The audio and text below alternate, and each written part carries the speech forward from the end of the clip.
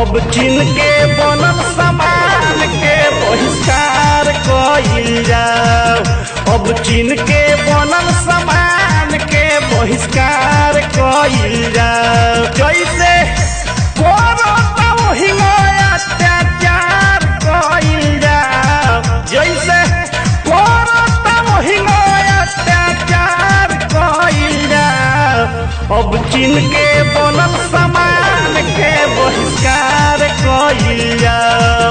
अब चीन के बनल सामान के बहिष्कार कइल जाओ। हिंदुस्तान जिंदाबाद, चीन मुर्दाबाद। हिंदुस्तान जिंदाबाद, चीन मुर्दाबाद। अब चीन के बनल सामान के बहिष्कार कइल जाओ।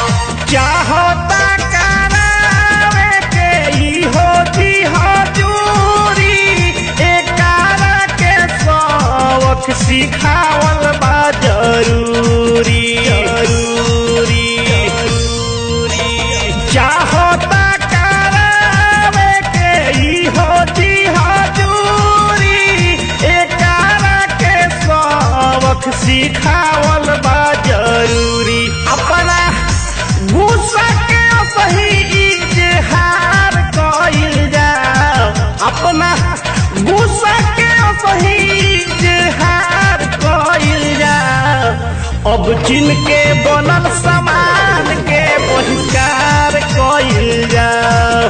अब चीन के बनल सामान के बहिष्कार कइल जाओ।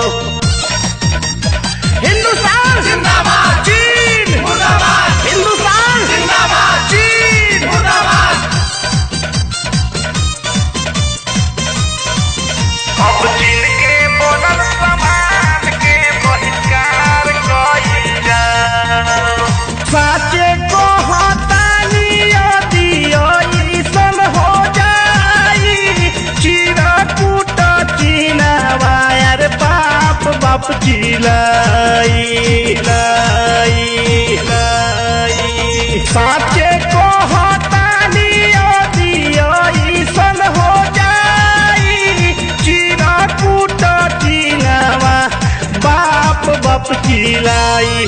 सबके पाता 14 शेर मार मार कइल जाओ। सबके पाता 14 शेर मार मार कइल जाओ। अब चीन के बनल सामान के बहिष्कार कइल जाओ। अब चीन के बनल सामान के बहिष्कार कइल जाओ। हिंदुस्तान जिंदाबाद, चीन मुर्दाबाद। हिंदुस्तान जिंदाबाद, चीन मुर्दाबाद।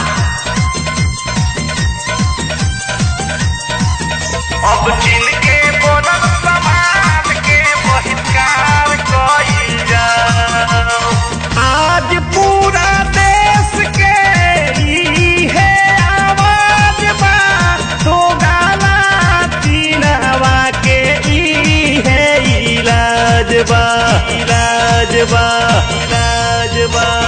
आज पूरा देश के इहे आवाज बा, तो गाला चीनवा के इहे इलाज बा। जवन चीन बनावे इंडिया में तैयार कइल जाओ। जवन चीन बनावे इंडिया में तैयार कइल जाओ। अब चीन के बनल सामान के बहिष्कार कइल जाओ। अब चीन के